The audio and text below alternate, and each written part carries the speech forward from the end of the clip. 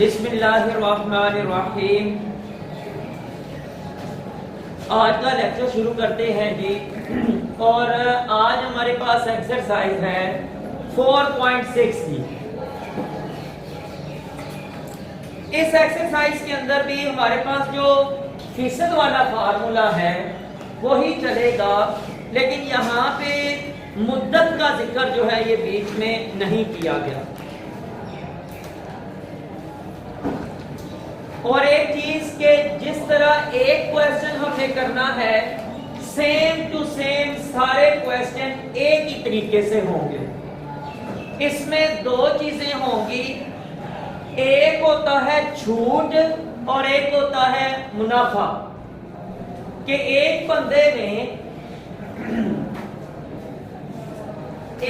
ने कोई चीज खरीदी है किसी फैक्ट्री से, कह रहे हैं एक बंदे ने कोई चीज किसी फैक्ट्री से खरीदी है, उसको मिली है वो चीज ऐसे कह लें कि जनाब 20 रुपए की।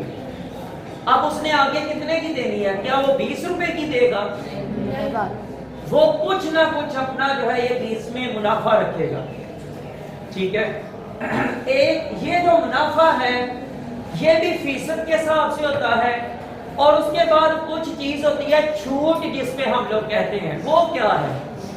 आप दुकान पे जाते हैं, आप देखते हैं, मिसाल के तौर पे आप एक साबुन की वो लेते हैं, टिकिया लेते हैं, ठीक है। उसके ऊपर प्राइस उसकी लिखी हुई है 60 रुपए या 65 रुपए कर लें। दुकानदार कहता है जी कि ये इसके ऊपर 65 रुपए प्राइस है, लेकिन हमने इसके ऊपर इतने परसेंट जो है ये छूट रखी हुई है या बचत रखी हुई है, तो आपको ये 60 रुपए की मिलेगी। ये चीज है। दो चीजें यानी कि हैं, एक दुकानदार मुनाफा लेता है और एक आपको वो बचत देता है। तो दो चीजें हैं। जब बात होगी बचत की, तो जितने फीसद वो रकम बनेगी वो टोटल रकम से हम लोग माइनस करेंगे कि इतनी थी लेकिन हमें इतनी की मिली है। ठीक है। और अगर मुनाफे की जब बात की जाएगी तो उस चीज की टोटल कीमत कितनी थी और दुकानदार ने हमसे कितने पैसे लिए वो उसमें जमा किए जाएंगे। ठीक है। बस इसमें ये चीज आपने सीखनी है। बाकी रकम निकालने का तरीका जो है वो वही है, फीसद वाला फार्मूला। ठीक है जी। क्वेश्चन नंबर 1 करते हैं, तो इसके बाद मैं फिर आपको बताता हूं कि ये जनाब आपने इसमें से जो है ना ये क्या हिसाब करवाना है। देखें लिखा हुआ है कि हनीफ ने एक कार 5,50,000 रुपए में खरीदी। कुछ वक्त के बाद उसने ये कार 6,05,000 रुपए में फरोख्त कर दी। हनीफ का नफा फीसद मालूम करे, उसने कितने फीसद जो है ये नफा हासिल किया है। सबसे पहले तो बताएं कि इस 6,05,000 रुपए में नफे की रकम कितनी है। मिसाल के तौर पे अब यहां पे मैं लिखूंगी एक्सरसाइज नंबर 4.6 क्वेश्चन नंबर है जी 1। कार की कीमत खरीद वो है कि 5,50,000 रुपए और कीमत फरोख्त 6,05,000 रुपए। अब मुझे बताएं कि इस बंदे ने कितना मुनाफा कमाया है। 1,00,000।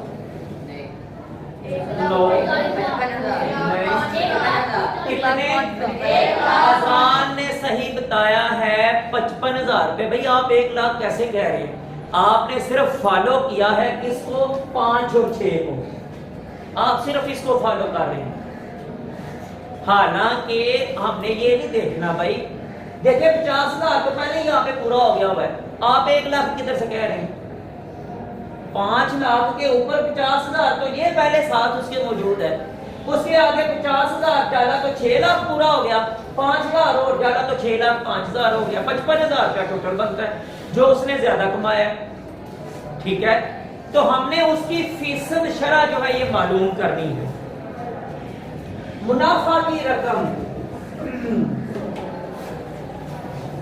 वो है जी 55,000 रुपए।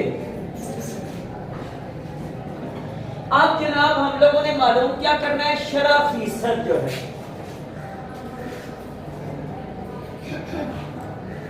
और वो एक्स रख लेते हैं क्योंकि हम लोगों ने वो पता ही नहीं है, वो मालूम करनी है। फार्मूला वही जनाब, मुनाफा की रकम बटा कुल रकम ज़रब 100 बराबर है एक्स। फीसद लगा रहे हैं सिर्फ, शरह फीसद। अच्छा भाई यहाँ पे ये मैंने मुनाफा की रकम क्यों लिखा है? हाँ, इसलिए कि क्वेश्चन में उसने लिखा हुआ है कि जनाब जो मुनाफा हुआ है उसकी फीसद बताएं, टोटल रकम की नहीं। यानी टोटल रकम तो ये है जिसमें उसने फरोख्त की है, लेकिन क्वेश्चन में वो कह रहा है कि जनाब हमें ये नहीं चाहिए, हमें जो उसने मुनाफा जो हासिल किया है ना उसका फीसद बताएं कि वो कितने फीसद उसने जो है ना ये मुनाफा हासिल किया। इसलिए मैंने यहाँ पे मुनाफा की रकम लिखी है। ठीक है, शाबाश, आपने सही जवाब दिया। मुनाफा की रकम है जी 55,000 रुपया बटा कुल रकम कौन सी लगाएंगे?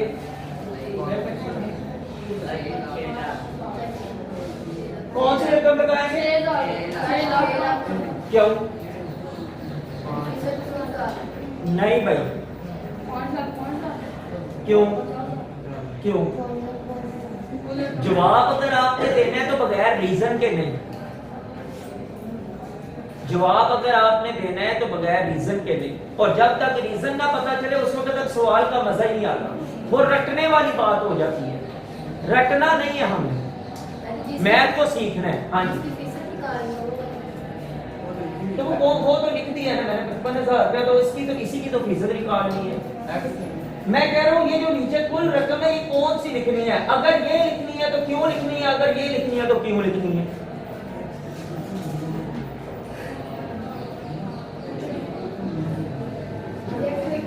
भाई बात ये है कि हम लोग लिखेंगे ये वाली रकम। अब ये भी सुन ले कि क्यों, इसलिए कि उसने मुनाफा जो है इस रकम पे हासिल किया है, वो हासिल करने के बाद ये वाली रकम बनी है। पहले तो ये रकम थी ही नहीं, पहले तो ये रकम थी ही नहीं, रकम तो शुरू से ये चलती आ रही है। उसके ऊपर 55,000 मुनाफा जब लिया था तो वो ये वाली रकम बनी थी, इसलिए हम लोग यहाँ पे ये वाली रकम लिखेंगे।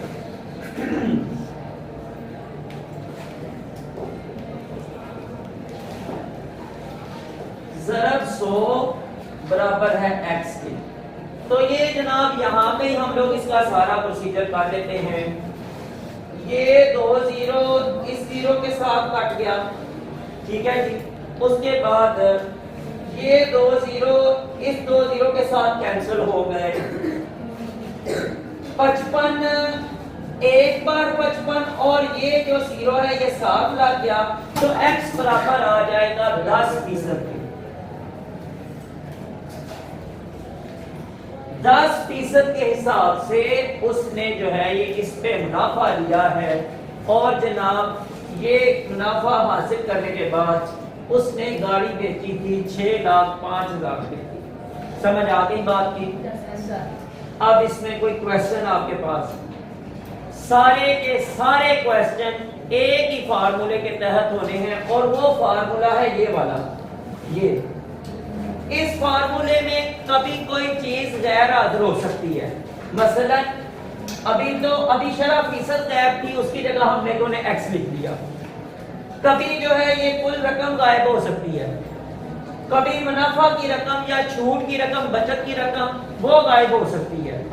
जो जो चीज गायब होगी हम उसकी जगह पे एक्स लगा लेंगे, बाकी जो रकमें हमें दी गई होंगी उनकी टोटल कैलकुलेशन करके तो हमें पता चल जाएगा कि जनाब इसकी ये इसका जवाब आना।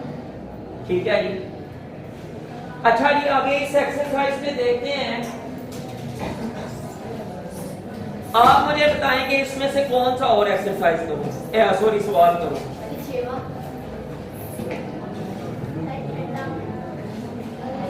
क्वेश्चन काफी लंबा है, चलो करते हैं ये।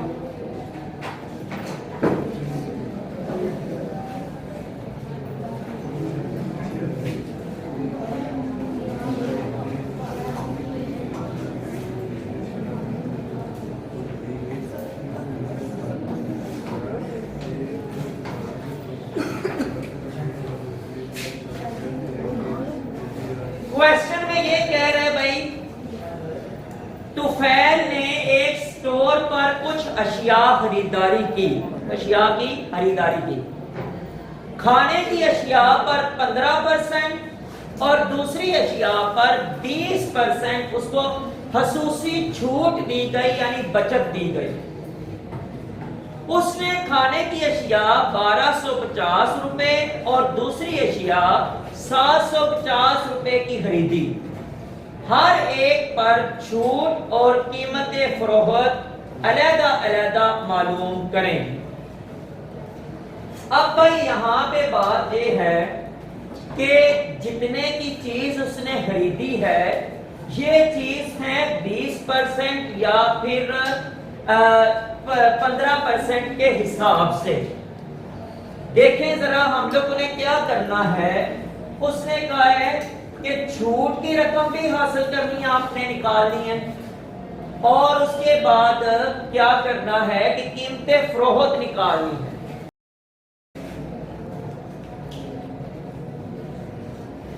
यहां पे सबसे पहले हम लोग जो कौन सी अशिया हैं, खाने की अशिया, इनके ऊपर जो 15% उसको छूट दी गई है वो हम लोग निकालते हैं कि उसकी जो है ना असल कीमत कितनी बनती है। अच्छा,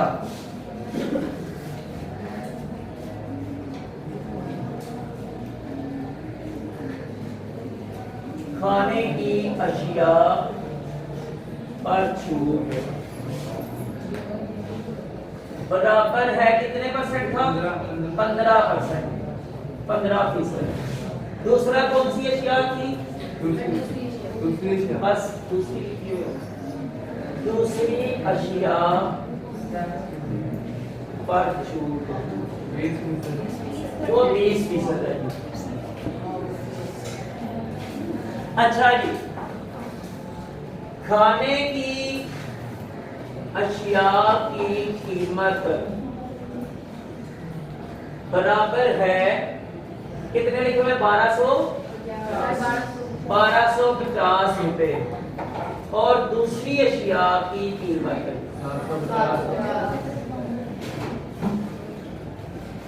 750 रुपए। अब फार्मूला फिर वही आएगा, फार्मूला जो है ये फिर आएगा वही। हम लोगों ने रकम निकालनी है छूट की रकम, तो यहां पे मतलब दोनों के लिए जो है ना ये इस तरह लिखने, छूट की रकम बराबर है x, वो हम लोगों ने मालूम करनी है। हमें कुल रकम दी गई है, फीसद दिया गया है, लेकिन छूट की रकम नहीं दी गई, वो हम लोगों ने मालूम करनी है, इसलिए वो हम लोग लिख देंगे x। तो फार्मूला फिर वही, एक दफा 15% वाला करेंगे, जब 15% वाला करना है तो ये वाली कुल रकम में रखना है, और जब 20% वाला करना है तो कुल रकम में ये वाली रकम रखनी है।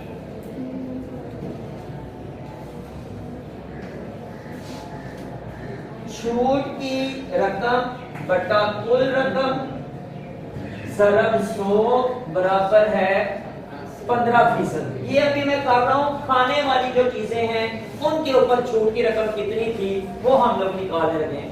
तो छूट की रकम x है बटा कुल रकम जी मेरे पास है 1250 ज़रब 100 बराबर 15। अब ये जो 1250 है ये उधर जाके हो जाएगा ज़रब, और ये 100 जो है ये उधर जाके तकसीम हो जाएगा। x बराबर है 15 ज़रब 1250 बटा 100। अच्छा जी, ये जनाब आ गया 0 इसके साथ कैंसिल हो गया और 0 इसके साथ कैंसिल हो गया, ठीक है। 5 3 बार 15, 5 2 बार 10, अब ये है कि इसको करें इसके साथ जरब और इसको साथ करते हैं डिवाइड, तो जो हमारा जवाब आएगा वो हमारी छूट की रकम थी। अच्छा जी, ये इसको 125 को 3 के साथ जरब किया तो 375 बनेगा। चेक कर देंगे।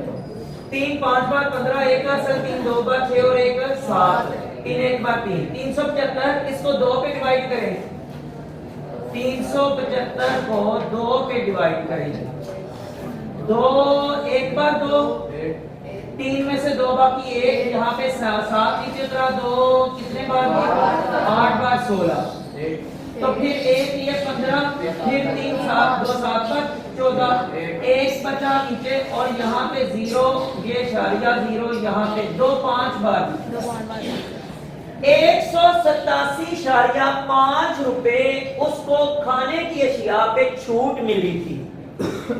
187.5 रुपए। अब जनाब वो साथ उसने अगला क्वेश्चन ये भी रखा हुआ है कि कीमतें फरोख्त बताएं। ये तो वो कीमत है जो कि उसको बचत मिलने के बाद उसने खरीदी थी। तो जितनी बचत की कीमत हमारी निकल आई है, मसलन x बराबर है 187.5 रुपए, ये वो रकम है जिसकी उसने बचत हासिल की है। अच्छा जी, छूट की रकम जो हमें ये वाली हासिल हुई है, इस रकम को हम लोग जो है ये इसमें से कर देंगे माइनस, इसमें से माइनस कर देंगे तो हमारी जो कीमतें फरोख्त है वो निकल आएगी। ठीक है जी। खाने की अशिया की कीमतें फरोख्त वो आ जाएगा 1250, इसमें से 187.5 को माइनस कर दें। यहाँ पे ऊपर इशारिया लगा के 0 लगा देंगे तो उसका कोई फर्क नहीं पड़ता। ऊपर इशारिया लगा के 0 लगा देंगे, इसके बराबर करने के लिए तो कोई फर्क नहीं पड़ता। ठीक है, तो अब क्या है कि इस 0 को हम लोग 10 बनाएंगे तो नीचे क्या आएगा 5। यहाँ पे 9 रह गया हुआ है, 9 में से 7 बाकी 2, यहाँ पे 4 रह गए, उसका यहाँ से कैरी लेंगे और उसको बनाएंगे 14 में से 8 बाकी 6, 1 में से 1 बाकी 0 और ये इशारे लगाए 0 और यहाँ पे 1।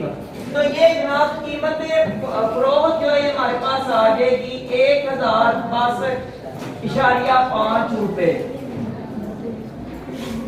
ये तो है खाने की अशिया पे छूट और कीमतें फरोख्त, सॉरी, खाने की अशिया पे कीमतें फरोख्त ये है। ठीक है जी। उसके बाद हम लोग देखेंगे कि दूसरी अशिया पे जो कीमतें फरोख्त उससे है उसकी निकालनी है और छूट की रकम भी हम लोगों ने निकालनी है। अच्छा जी, अब ये मैं जरा यहाँ पे रेस कर रहा हूँ तो ताकि ना हम लोग वो निकाल सकें।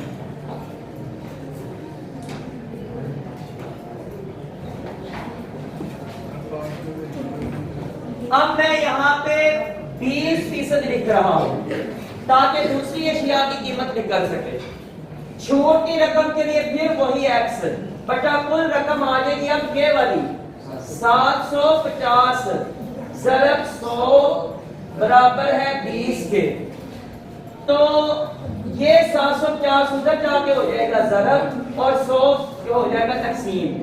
x बराबर है 20 ज़रब 750 बटा 100।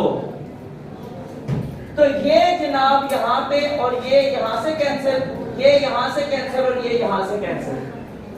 75 दो बार कितना हो गया? x बराबर है 150 रुपए। 150 रुपए की छूट है। इसको जनाब आप 750 में से माइनस करेंगे तो दूसरी अशिया की कीमतें फरोख्त निकल आएगी। दूसरी अशिया की कीमत फरोख्त बराबर है 750 माइनस 150 कितना बन गया? 600 रुपए। 750 में से 150 हम लोगों ने माइनस किया तो कीमत फरोख्त जो है ये 600 रुपए आ गई थी। तो ये था हमारा क्वेश्चन नंबर 6, जिसमें हम लोगों ने दो तरह की चीजों की छूट की रकम और उनकी कीमतें फरोख्त निकालनी थी। और ये हमारी 4.6 एक्सरसाइज जो है ये आज मुकम्मल हो गई है। इंशाअल्लाह ताला कल जो है ये 4.7 पढ़ेंगे। आज के लिए इतना ही।